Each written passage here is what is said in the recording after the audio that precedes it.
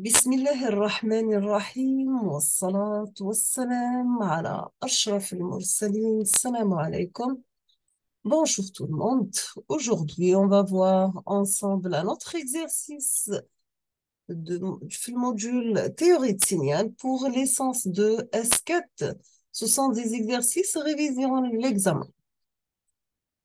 On va voir le même exercice qu'on a fait la vidéo précédente, mais avec des petits détails. Donc, nous avons toujours un signal x de t périodique défini par deux périodiques, c'est-à-dire que notre signal, c'est un signal périodique de période, t égale à 2. L'exercice précédent, nous avons que x de t égale à moins t, l'intervalle entre moins 1 et 0, égale à plus t, l'intervalle 0 et 1. Donc, c'est le même exercice, sauf qu'on a changé les signes. On vous demande dans cet exercice d'avoir un signal x de t qui est égal à plus t, l'intervalle entre moins 1 et 0 égale à moins t, l'intervalle entre 0 et 1. La première question, c'est bien sûr, on vous demande de tracer proprement l'allure de x de t sur trois périodes, c'est-à-dire vous allez tracer le signal x de t sur trois périodes. La deuxième question, c'est comme avant, on vous demande de faire la décomposition en série de Fourier de votre signal x de t. Sachant toujours la décomposition en série de Fourier, c'est une autre représentation du signal en se basant sur ses coefficients et elle est utilisée pour les signaux périodiques et la transformée de Fourier est utilisée pour les signaux qui sont non périodiques. Pour la décomposition en série de Fourier, on doit vérifier est-ce que notre signal est pair ou bien impair pour gagner du temps, surtout le jour des examens, fait les calculs. Car pour les signaux pairs, vous avez les coefficients Bn sont nuls. Et pour les signaux impairs, vous avez les coefficients An qui sont nuls.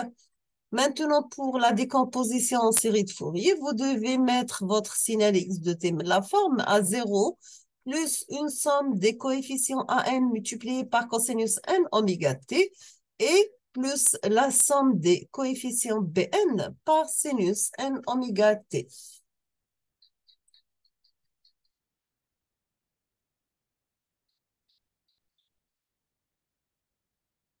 Donc, voici la représentation de notre signal x de t qui est égal, qui a une amplitude est égale à moins t, à plus t, l'intervalle entre 0, moins 1 et 0, égale à moins t, égale à plus t, l'intervalle entre moins 1 et 0, et plus t, l'intervalle entre 0 et 1, d'accord? On passe maintenant de la décomposition en série de Fourier. Donc, vous avez un signal qui est périodique de période t0 égale à 2. Pour la pulsation oméga 0, donc vous avez 2π sur T0 égale à 2π sur 2. La pulsation oméga 0 est égale à P. Pour les coefficients A0, c'est la composante continue de notre signal. Donc, on va calculer 1 sur T0, l'intégrale sur T0 de x de t dt, donc qui est égal à 1 demi. L'intervalle entre moins 1 et 0, vous avez x de t égale à moins t dt. Ou l'intervalle entre 0 et 1, vous avez t dt. Donc, on obtient x0 égale à moins 1 demi. Toujours, nous avons ici un signal pair. Dans ce cas, les coefficients Bm sont nuls.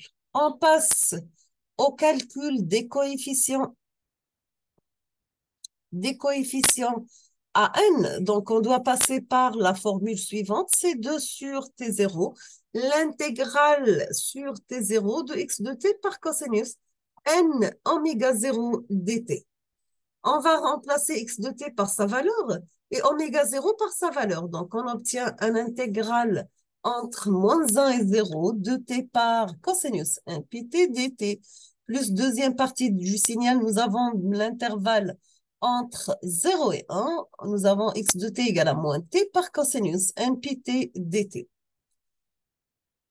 On va mettre i égale l'intégrale de t par cosinus n pt dt. Ici, on doit utiliser un intégral par partie pour simplifier notre intégrale. On va mettre u égale à t, donc du' égale à 1, donc dt' égale à 1. V' égale à cosinus npt, donc la del al-asliya ou bien V, ça sera 1 sur np par sinus npt. On va remplacer dans l'intégrale I, donc on obtient I égale t divisé par np par sinus npt moins l'intégrale de 1 sur n pi sinus npt dt. Pour l'intégrale de 1 pi sinus npt, ça devient moins cos. Donc, on obtient pour E égale t divisé par n pi par sinus npt plus 1 sur pn au carré cosinus npt. Cette fois-ci, on va remplacer les bandes intégrales. Vous avez la première partie de l'intégrale entre moins 1 et 0. Deuxième partie du signal, c'est entre 0 et 1. Dans ce cas, on obtient pour les coefficients à n égal à t sur np par sinus npt plus 1 sur pn cosinus npt entre moins 1 et 0. Si vous remplacez ici t par 0, donc تروح كاملة 0. Et cosinus 0, c'est 1.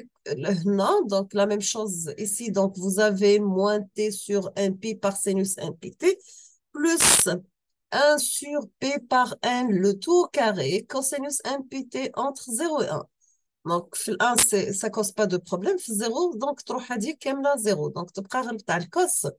On obtient dans ce cas, après simplification, que les coefficients à n égale 2 divisé par Pn au carré multiplié par 1 moins cosinus 1 pi.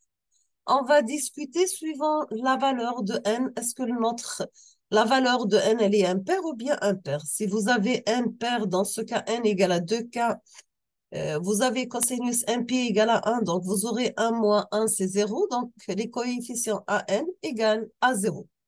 Maintenant, pour n impair, vous avez pour n égale à 2k plus 1, vous avez à n égale, donc on dit 1 moins cosinus, c'est moins moins, tous les plus, ça sera 2 fois, 2 par 2, c'est 4. Donc, on obtient c'est 4 divisé par pi par 2k plus 1, le tout est élevé au carré.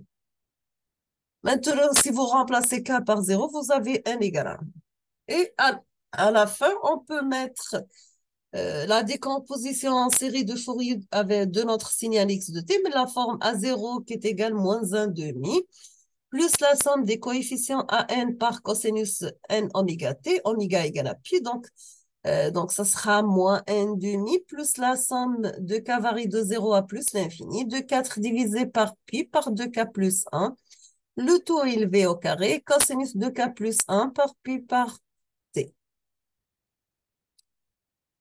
Nous sommes arrivés à la fin de cet exercice, la solution de cet exercice. Je vous remercie infiniment pour votre attention.